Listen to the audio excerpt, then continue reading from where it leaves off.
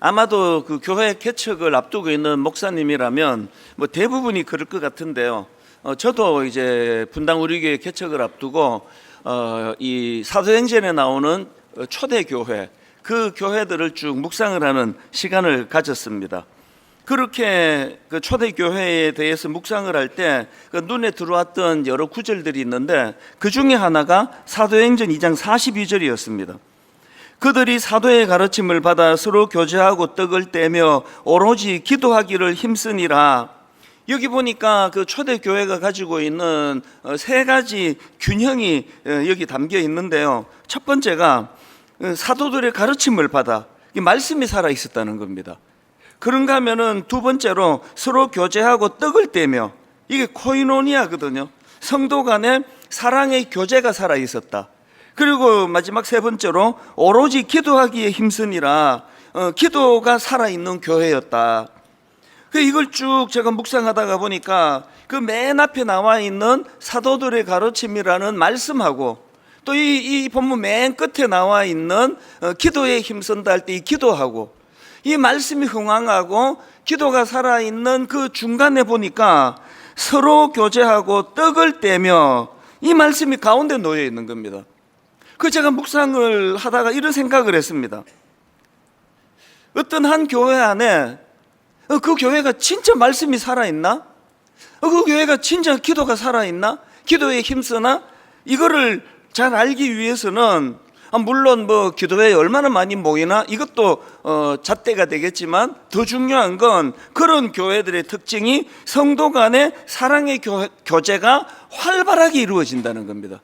그래서 이 말씀이 살아있고 기도가 살아있는 교회가 반드시 만들어내야 되는 열매가 있다면 서로 사랑하는 거예요.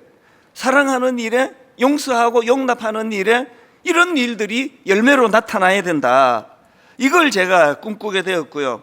그래서 개척 초기에 제 마음에 품었던 구호가 이거 아닙니까? 함께 울고 함께 웃는 우리 교회. 이 정신은 로마서 12장 15절 말씀과 연결이 됩니다. 즐거워하는 자들과 함께 즐거워하고 우는 자들과 함께 울라. 아무리 기도를 많이 하고 성경을 많이 읽고 아무리 내가 영적으로 충만합니다 그렇게 자랑하고 다녀도요, 그 영적인 충만함이 자기 내면에 녹아있는 것이, 이것이 그 성도 간의 코이노니아로 흘러가지 않으면 그건 제대로 성숙한 믿음이라 말하기가 어렵습니다. 그래서 교회는 기쁨을 나누는 곳이고 슬픔을 나누는 곳이에요. 목회를 가만히 생각해 보면 전부 둘 중에 하나입니다. 그래서 너무 슬퍼도 목회자를 찾아와서 눈물을 하소연하고, 진짜 기쁜 일이 있을 때는 내가 목사님한테 내가 이 이야기를 너무 전하고 싶었습니다. 그러면서 전하러 오는 거거든요. 이게 함께 울고 함께 웃는 교회의 정신 아닙니까? 최근에도요, 어떤 분 오랜만에 만났는데 이분이 이게 기쁘고 좋은 일이 많으셨나 봐요. 얼마나 기쁘게 여러 가지를 이제 자랑을 하는 거죠. 그러시면서 하시는 말씀이, 근데 목사님 사실 이거 어디 바깥에 세상에 나가서는 이런 자랑을 못 합니다. 왜 못하는지 대략 좀 아시잖아요. 그래서 제가 이분에게 그럼요, 자랑하실 일, 기쁜 일이 있으면 저한테 다 하세요. 저도 너무 기쁩니다. 그렇게 기도하고 헤어졌는데 진짜 그분이 너무 기뻐하는 그것들이 저에게 이렇게 전이가 돼가지고 너무 기쁜 거예요. 이게 교회입니다. 요한 1서에서도 이 코이노니아, 이 성도 간의 교제의 중요성을 강조하는데요. 요한 1서 4장 20절입니다. 누구든지 하나님을 사랑하노라 하고 그 형제를 미워하면 이는 거짓말하는 자니, 보는 바 그 형제를 사랑하지 아니하는 자는 보지 못하는 바 하나님을 사랑할 수 없느니라. 우리가 이 계명을 주께 받았느니, 그 다음 같이 읽으셔야 됩니다. 그 다음 같이 읽습니다. 시작. 하나님을 사랑하는 자는 또한 그 형제를 사랑할지니라. 이게 십자가 정신 아닙니까? 이 수직과 수평, 위로 하나님이 우리를 사랑하시고 그 사랑에 우리가 반응해서 우리도 하나님을 사랑할 때 그것이 옆으로 흘러가는 거예요. 그래서 저는 성령 충만하면 항상 저는 제 아내가 너무 사랑스러워요. 그래서 그 안에는 30몇 년 동안 항상 그 자리인데 저 혼자 멀어졌다 가까이 갔다 멀어졌다 가까이 갔다. 이게 사랑의 원리예요. 이 하나님과의 관계가 충만해지면 세상의 모든, 제가 전에도 그런 표현 썼는데요, 신학교 1학년 때 막 너무너무 성령 충만하니까 막 길거리에 있는 막 돌멩이도 아름답고 막 담벼락 밑에 그 이름 모를 잡초도 아름답고 모든 게 다 아름답더라고요. 오늘 우리가 하나님을 사랑하고 그분이 우리에게 주시는 은혜를 우리가 누린다 할 때 교회 안에 이 코인오니아의 기쁨이 지금보다 훨씬 더 많이 넘쳐야 됩니다. 다락방 안에서 너무나 기쁜 걸 많이 나누고 눈물과 아픔을 많이 나누고, 그리고 그 모임이 다 끝나고 이제 자기 집으로 돌아갈 때 각자에게 그 기쁨과 또 상대방을 향한 그 기도의 마음이 흘러 넘치는 그런 다락방, 이게 우리가 꿈꾸는 소그룹 아니겠습니까? 제가 오늘 말씀을 이렇게 시작하는 이유가 있는데요, 오늘 본문 말씀의 흐름이 딱 이 구조예요. 오늘 본문을 포함한 고린도전서 11장에 보면은 이 균형, 하나님을 향한 사랑, 이웃 간의 코이노니아, 또 이웃 간의 사랑, 이것이 균형을 이루는 게 참 중요하다는 것을 사도 바울이 강조하고 있습니다. 여러분이 아시지만 그 당시 고린도 교회는 엄청 은사가 많고 충만하다 이렇게 알려졌지만 또 문제도 많은 교회였습니다. 오늘 본문에 보면은 사도 바울이 고린도 교회의 문제점들을 이 성찬을 예로 들어서 지적하고 있는 걸 볼 수 있는데요, 이 성찬에 관한 부분을 아시려면 그 배경을 좀 아셔야 됩니다. 이 초대 교회의 성찬은 우리처럼 이렇게 막 예배 중에 잠깐 막 그래가지고 막 저 지금 막 말이 막 빨라지는 거 아시죠? 막 이게 빨리빨리 해가지고 없던 성찬식도 다 하고 막 빨리빨리 잔 돌리고 빨리빨리 먹고 그래서 빨리 축도하고 끝내야 돼. 그리고 그 다음 예배도 준비해야 되고. 그래가지고 이게 뭐 절차라는 게 하면서도 이게 맞나 싶어요.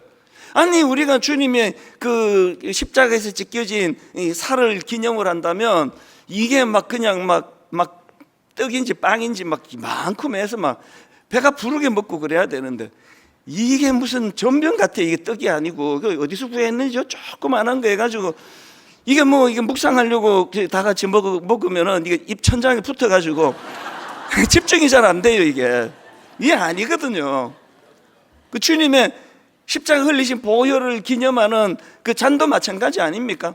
이게 그냥 막 벌컥벌컥 들이마셔야 되는데 그 잔을 진짜 어디서 구했는지 궁금해요. 요 조그마한 잔에다가 홀짝 마시고 나면 이 내려가는 느낌도 안 들어요. 이게 옳은가? 어쩔 수가 없는 거죠. 지금 이 교회 상황에 맞추어서 어쩔 수 없지만 초대교회는 그러지 않았습니다. 초대교회 때의 이 성찬은요, 어느 성도 집에 모여가지고 이제 식사로 시작을 하는 겁니다. 이걸 그 사랑의 식사라고, 그래서 애찬 이렇게 불렀는데요, 먼저 식사를 같이 하는 거죠. 그리고 거기서 진짜로 이제 밥 먹느라고 떡을 떼고 잔을 마시고 이런 애찬을 같이 나누면서 그 식사하는 그 자리에서 주님의 십자가를 기념하며 빵과 잔을 나누는 그런 형식이었다는 겁니다. 여러분, 초대교회는 성찬 예식을 왜 이런 형태로 진행했을까요? 그 당시 로마 사회는 철저한 신분과 계급 사회 아니었습니까?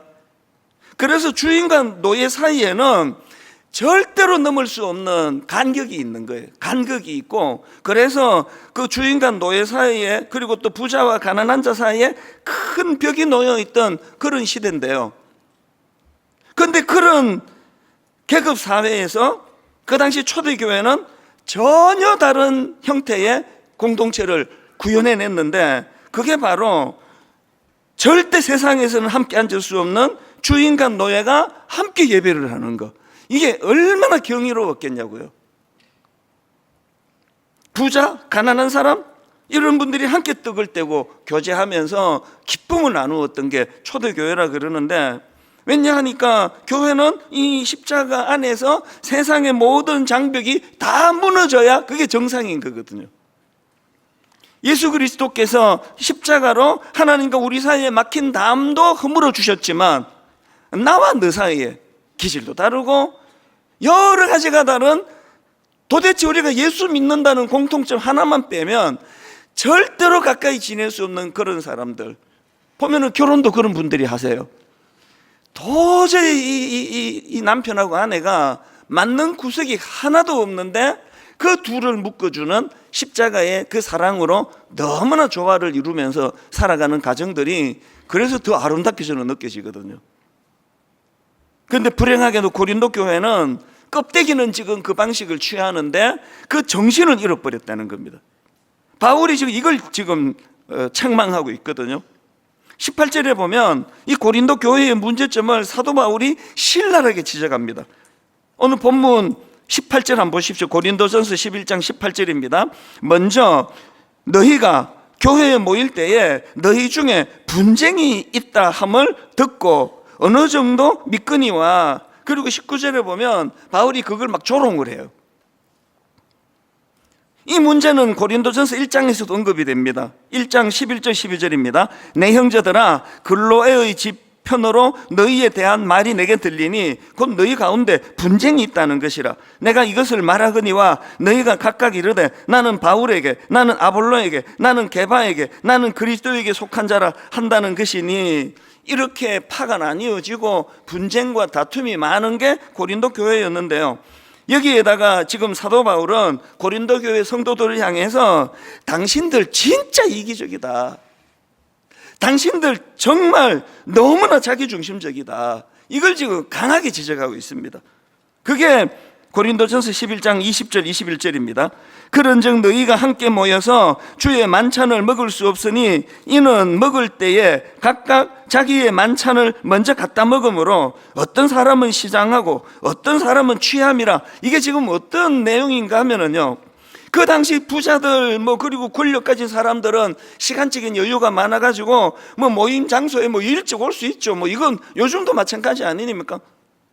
사장님이 나 무슨 일이 있다 그러고 나 일찍 퇴근할게 막 할 수 있는 거 아닙니까? 그런데 그 당시 노예가 나 교회 성찬식 있는데 일찍 가도 되겠습니까? 있을 수가 없는 일이죠. 그러니까 좀 권력이 있고 또 부유하고 이런 사람들은 일찍 와서 있는데, 그 노예들 또 노동자들 이런 사람들은 일찍 올 수가 없는 거예요. 그럼 어떻게 해야 됩니까? 상식적으로 기다려야 되는 거 아닙니까?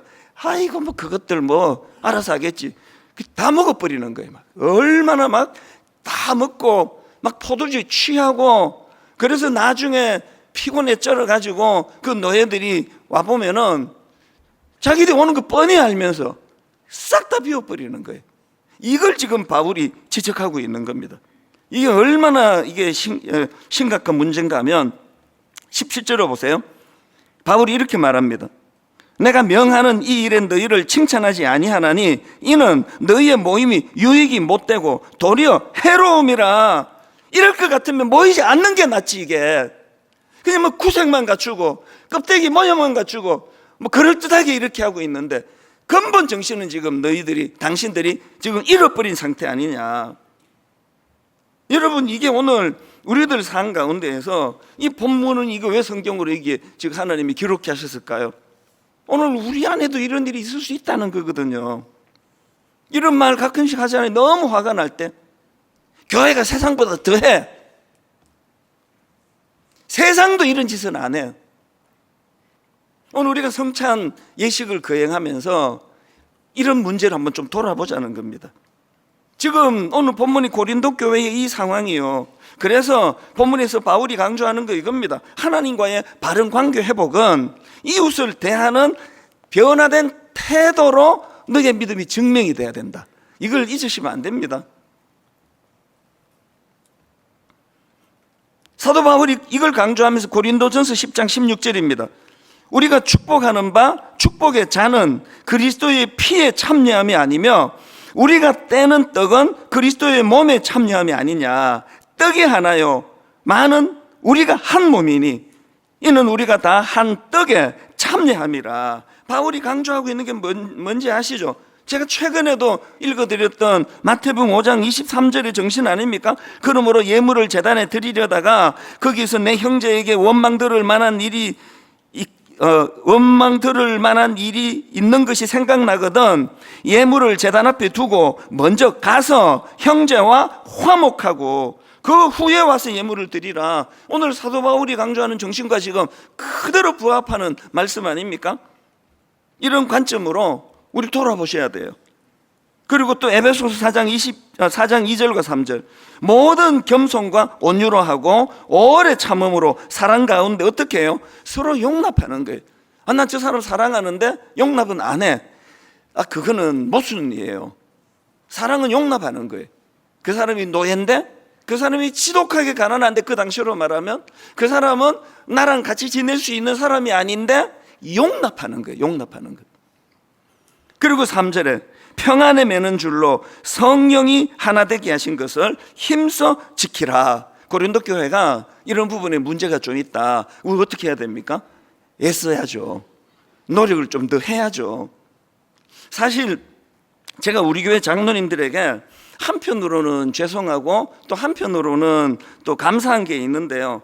저에게 좀 이런 결벽증이 좀 있습니다. 그게 뭐냐 하면은, 지금 성도들이 이렇게 많은데 우리 성도들의 아들이 군대를 간다고, 유학을 간다고 제가 일일이 찾아다니면서 기도도 못 해주는데 그 소수 장로님 자녀들이라고 내가 이 아이들을 특별하게 대하면 되나?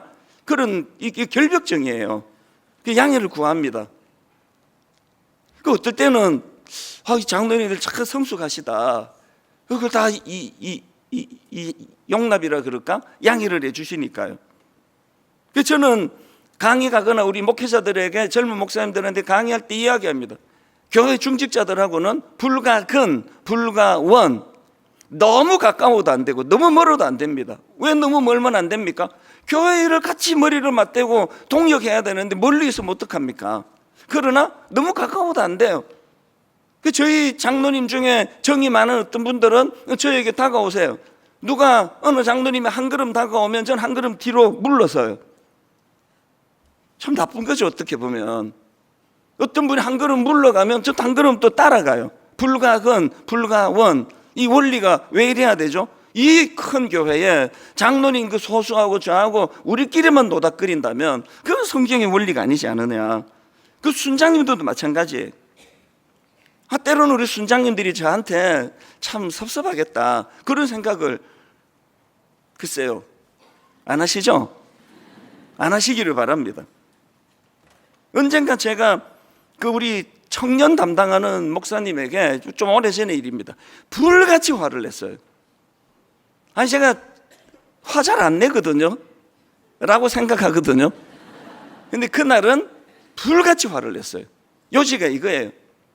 왜 당신은 내버려둬도 신앙생활 잘하는 그 왜 소수의 그 청년에게 모든 에너지를 다 쏟느냐?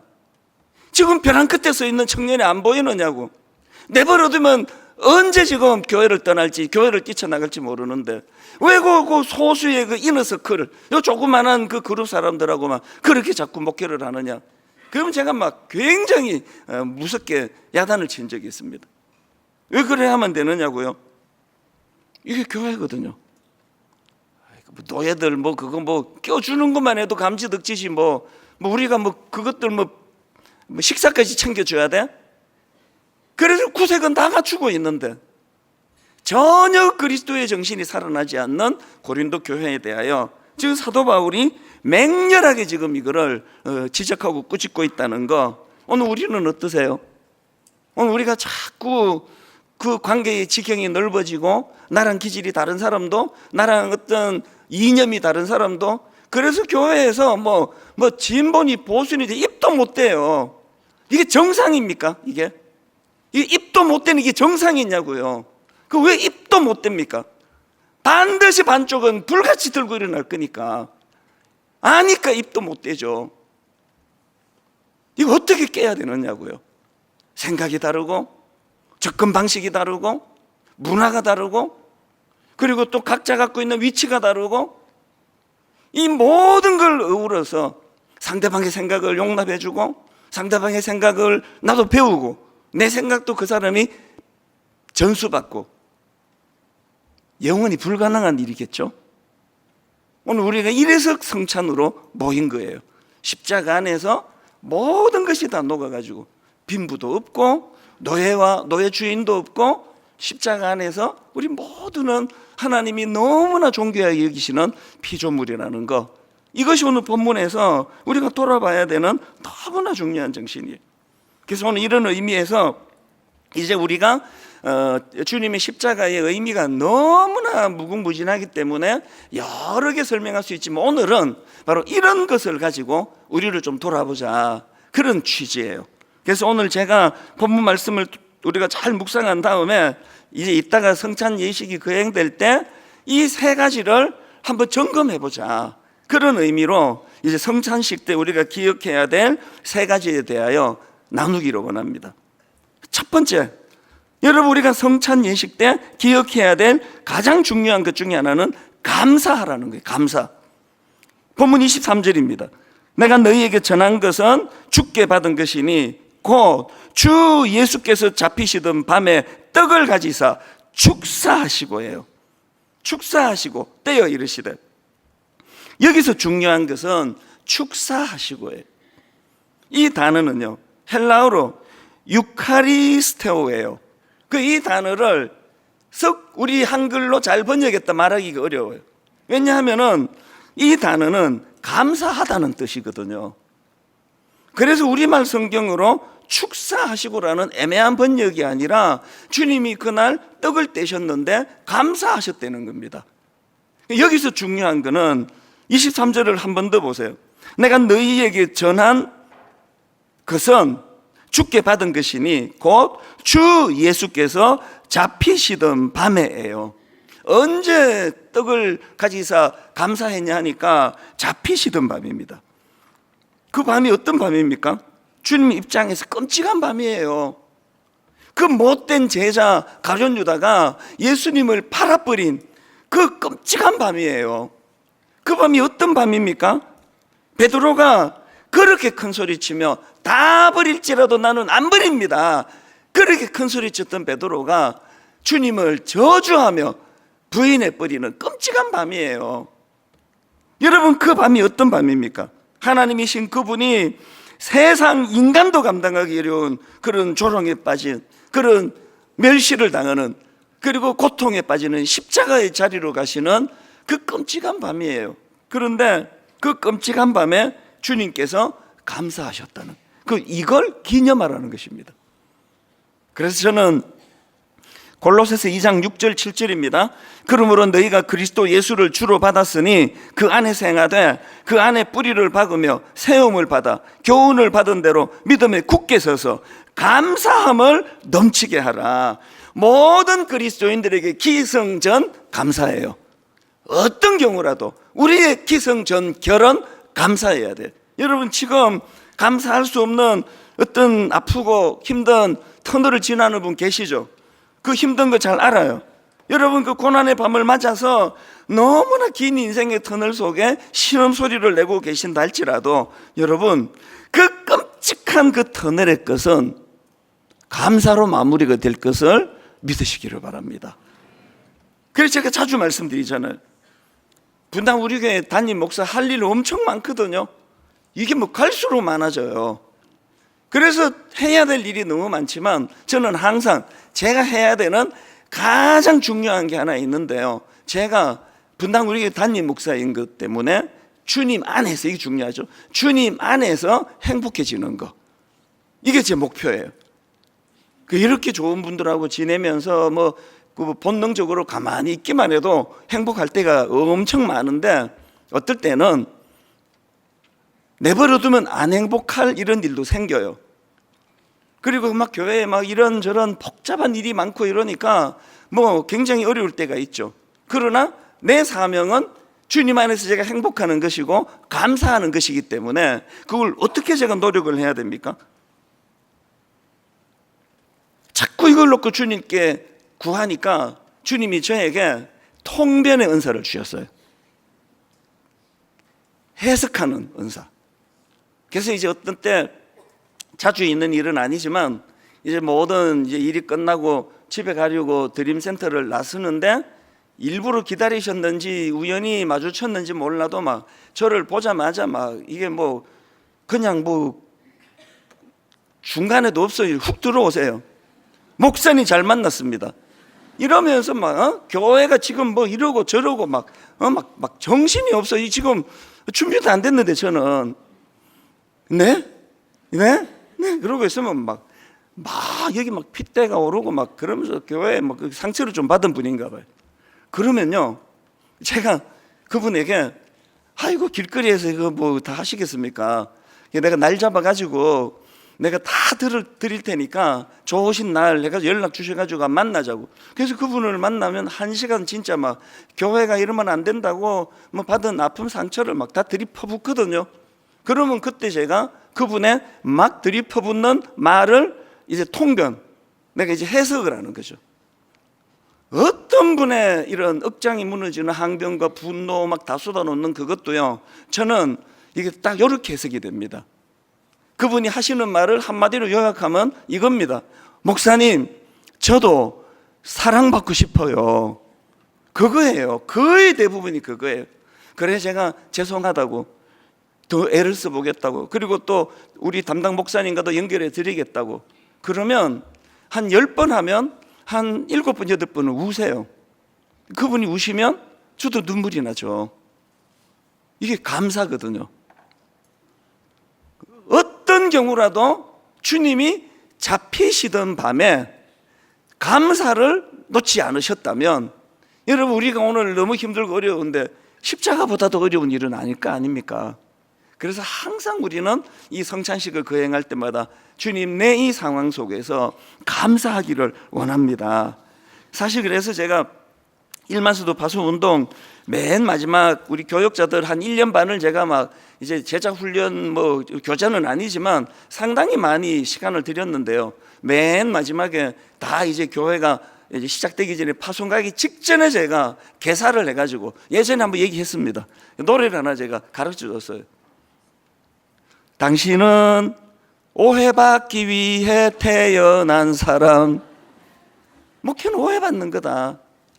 숨 쉬는 것까지 오해를 받는 게 목회다. 그래서 그것 때문에 억울하고 그것 때문에 마음이 아프고 그것 때문에 힘들 때가 있는 게 목회인데, 그런데 그렇게 당신이 그런 억울한 일을 겪었을 때 이사야 53장 3절, 그가 찔림은 우리의 허물 때문이요 그가 상함은 우리의 죄악 때문이라, 그가 징계를 받음으로 우리는 평화를 누리고 그가 채찍에 맞음으로 우리는 나음을 받았도다. 이게 목회다. 그래서 그걸 수용하려고 애를 많이 쓰는 게 목회다. 이게 여러분 목회자만 해당됩니까? 반대로 여러분은 또 저나 우리 목사님들에게 또 얼마나 오해받고 상처를 받으세요? 그때 여러분 저희들을 불쌍히 여겨주시면 돼요. 아이고, 저렇게 인격도 안 된 사람이 목사가 돼가지고 저 얼마나 힘들까죠. 이게 우리가 추구하는 거예요. 그래서 논리로, 이치로, 시시비비로 가는 것, 그게 세상이라면 교회에서는 결국은 내가 이 사람으로 인해서도 감사하기를 원합니다. 이런 목표를 세워나가는 그런 성도님들 되시기를 바랍니다. 중요한 것은요, 이것이 가능하기 위해서 해야 될 전제가 있는데, 십자가 지신 주님으로 인한 감사가 회복이 되는 거예요. 그리고 그것을 내 삶에 적용을 시키는 겁니다. 골로새서 3장 12절 13절입니다. 그러므로 너희는 하나님이 택하사 거룩하고 사랑받는 자처럼 긍휼과 자비와 겸손과 온유와 오래 참음을 옷 입고, 누가 누구에게 불만이 있거든 서로 용납하여 피차 용서하되 주께서 너희를 용서하신 것 같이 너희도 그러하고. 너무나 내 마음을 아프게 하는 어떤 사안과 너무나 내 마음을 아프게 하는 어떤 사람과 나 사이에 주님을 개입시키는 거예요. 주님이 먼저 선행해서 나를 용서해 주셨다. 이 감격으로 상대방을 대할 때에 우리 안에 그 관계조차도 감사할 수 있는 신비로운 은혜를 경험하게 될 줄로 믿습니다. 두 번째로요, 성찬식 때마다 기억해야 될 게 하나 더 있는데, 기억하라예요. 기억하라. 본문 24절 25절을 보십시오. 축사하시고 떼어 이르시되 이것은 너희를 위하는 내 몸이니 이것을 행하여 나를 기념하라 하시고, 19회 또한 그와 같이 잔을 가지고 이르시되 이 잔은 내 피로 세운 새 언약이니 이것을 행하여 마실 때마다 나를 기념하라 하셨으니, 두 번에 걸쳐 기념하라, 기념하라. 이게 성찬식을 허락하시는 이유인데요, 여기 나오는 이 기념하다, 이게 헬라어로 아남네시스라는 단어인데 이 번역도 잘된 번역이 아니에요. 여기 나와 있는 이 우리말로 기념하라, 이거는 기억하라예요. 기억하라. 왜 성찬식을 너희들에게 내가 명하는지 아느냐? 기억해야 되기 때문이다. 근데 여러분, 여기서 바울이 강조하는 포인트가 뭐냐면 예수님께서 이 기억하라 이 말씀을 통해 주시고자 하는 건 뭐 막 십자가 목걸이에 갖고 다니고 막 요새 이제 또 우리 청년들을 보니까 어떤 분은 십자가를 또 문신으로 해갖고 예쁘게 이렇게 문신으로 했더라고요. 그 본인의 또 취향이고 생각이겠죠. 그게 그 주님을 향한 사랑의 표현이겠죠. 그걸 뭐 귀걸이를 십자가로 달고 목걸이를 십자가 달고 뭐 그러는 걸 문제 삼는 게 아니라 우리가 기억해야 되는 건 근본적으로는 그런 형태가 아니라는 거예요. 우리가 기억해야 되는 거, 주님이 우리에게 이 성찬 예식을 통하여 기억하기를 원한다. 이거는 우리의 현실적인 삶이 십자가의 영향을 받으며 살아야 된다는 거예요. 십자가의 영향을 받으면, 제가 앞에 그 첫 번째 설명할 때 전부가 다 십자가의 영향력 아닙니까? 이런 차원으로 본다면 우리가 이 성찬 예식을 통해서 고린도 교회 성도들이 잘못된 태도, 그들의 잘못된 관행, 이런 것들을 고쳐야 한다는 말씀을 먼저 주신 것처럼 이번 성찬 예식을 통하여 나는 지금 이 십자가의 영향력 아래 놓여 있나? 나는 십자가 정신으로 무장하고 있나? 나는 이 십자가 지신 주님의 그 놀라운 사랑을 나는 내게 기억되는 영향력인가? 그래서 골로새서 3장 13절 앞에서 살펴본 말씀, 누가 누구에게 불만이 있거든 서로 용납하여 피차 용서하되 주께서 너희를 용서하신 것 같이 너희도 그리하고, 이 하나님을 개입시키는 훈련이 십자가를 통해서 이루어진다는 겁니다. 빌립보서 2장 3절부터 보십시오. 우리 5절까지 같이 내용을 읽고 맨 끝에 힘을 주어서 액센트를 넣어서 우리 5절을 읽기 원합니다. 우리 같이 읽습니다. 시작. 아무 일에든지 다툼이나 허영으로 하지 말고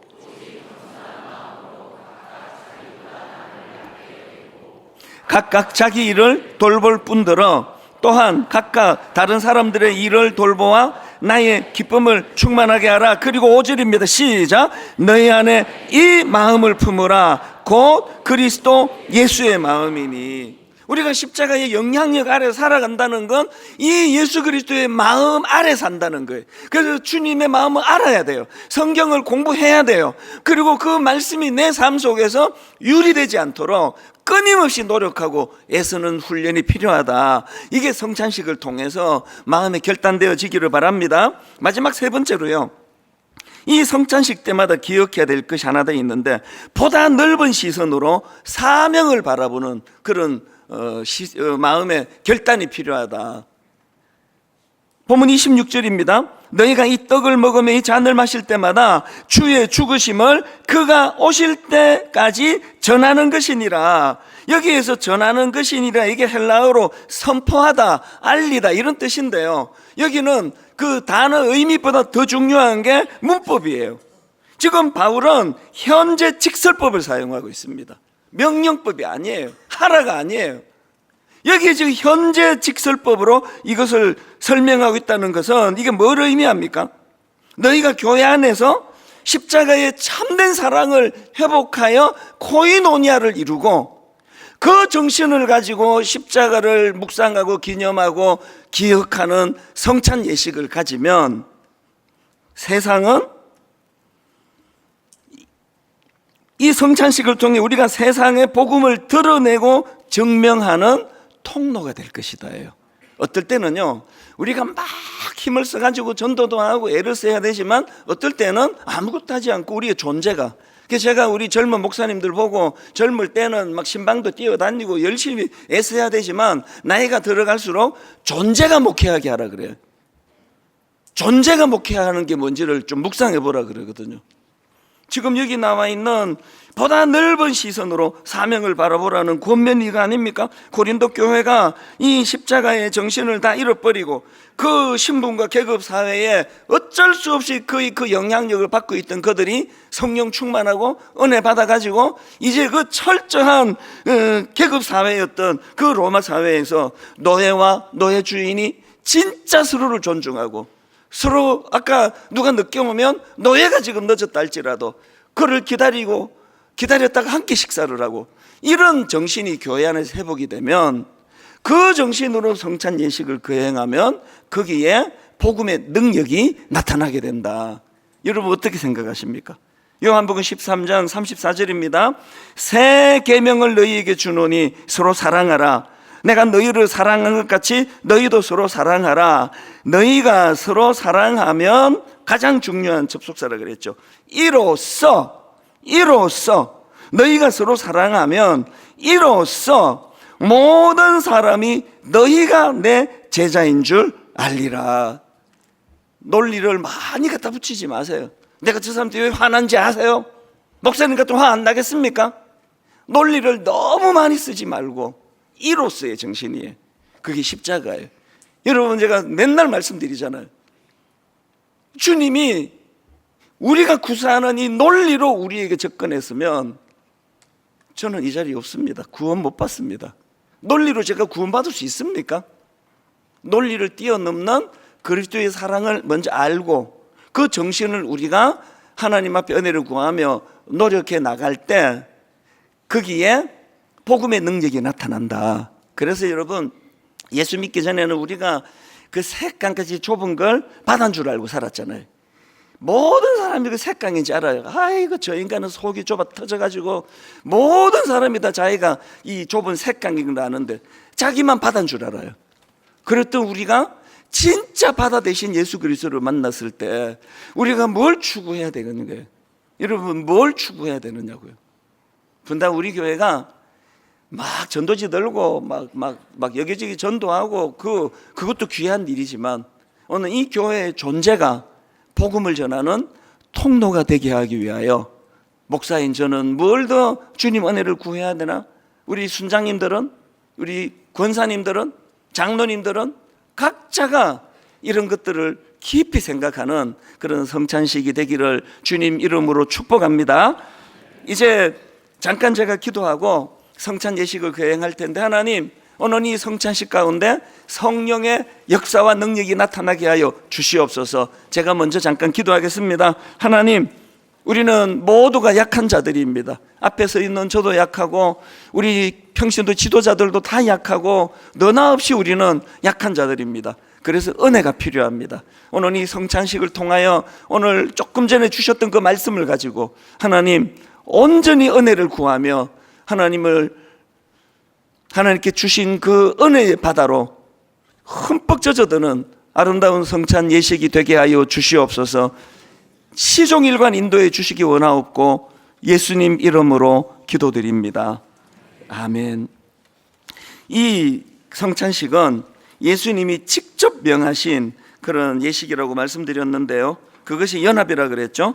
그리스도의 죽으심을 통한 예수님과의 연합은 물론이고 성도들 간의 연합이에요.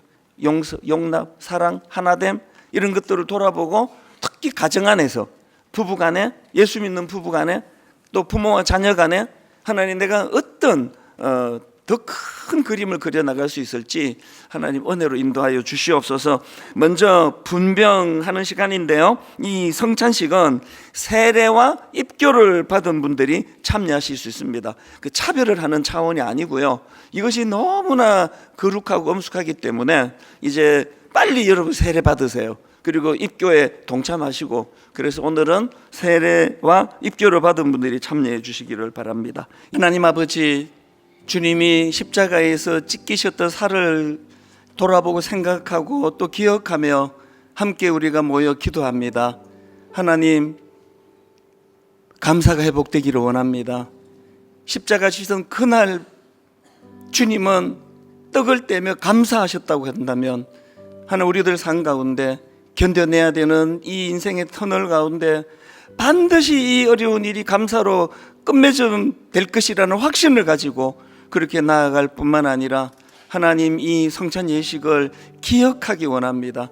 내가 늘 하나님 앞에 어떤 존재였는가를 떠올리며 나도 십자가 정신으로 살아가기로 결단하는 기억이 회복되도록 도와주시고, 무엇보다도 하나님 새깡처럼 좁은 그 우리 삶을 바다인 줄 알고 오해하며 착각하며 살아갔던 우리 삶 가운데 참 바다 대신 그분을 내 삶에 모신 자답게 더 포용력이 넓어지고 용납이 커지고 그것이 복음을 전하는 재료가 되도록 인도하여 주시옵소서.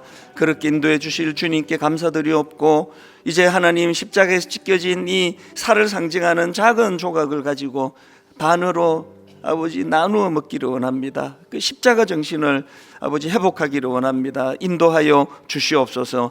감사드리옵고 예수님 이름으로 기도드립니다. 십자가 정신 찢겨진 살을 생각하고 반으로 나누어서 그렇게 드시겠습니다. 식후에 또한 그와 같이 잔을 가지시고 이르시되, 이 잔은 내 피로 세운 새 언약이니 이것을 행하여 마실 때마다 나를 기념하라 하셨으니, 이제 분잔하는 시간입니다. 똑같은 이치로 이제 이 잔을 손에 들고 주님 흘리신 보혈을 상징하는 이 잔을 들고 기도하고 공동체적으로 함께 이제 마실 텐데요. 주님의 십자가를 통하여 우리가 구원받은 하나님의 자녀로 거듭나게 하시고, 우리들의 삶 가운데 우리는 그저 좁아 터진 속을 가지고 샛강 같은 삶을 사는데 끊임없이 말씀을 통하여 바다 같은 그분을 보여주시며 그분의 삶을 우리에게도 감히 너희들도 이렇게 살 수 있다고 독려해 주시는 은혜 감사합니다. 하나님, 고린도 교회의 연약한 모습이 바로 우리의 모습입니다. 겉으로 모든 것들을 다 구색을 갖추고 예수 믿는다 하지만 그 마음 중심에는 아직도 우리 안에 이런 갈고리 마음이 있습니다. 용납이 안 됩니다. 용서가 어렵습니다. 가정 안에서도, 예수 믿는 가정 안에 수많은 문제들 안에 무엇보다도 이 십자가 정신이, 그것이 우리 가정의 어려움을, 문제를 해결하는 마스터 키가 되는 줄 믿습니다. 하나님의 그 크신 사랑, 용서의 사랑, 용납의 사랑, 그 사랑을 우리들도 하나님 무장하여 오늘보다 조금 더 나은, 오늘보다 조금 더 성숙한, 오늘보다 조금 더 믿음이 우리 삶을 견인할 수 있도록 인도하여 주시옵소서. 십자가를 묵상하며 이 작은 잔을 손에 들고 있을 때 주님이 흘리신 보혈, 그것이 헛되지 않도록 의미 있고 가치 있는 그런 삶을 살도록 주님 견인하여 주시옵소서. 그렇게 인도해 주시기 원하옵고 예수님 이름으로 기도드립니다. 아멘. 우리 함께 잔을 마시도록 하겠습니다.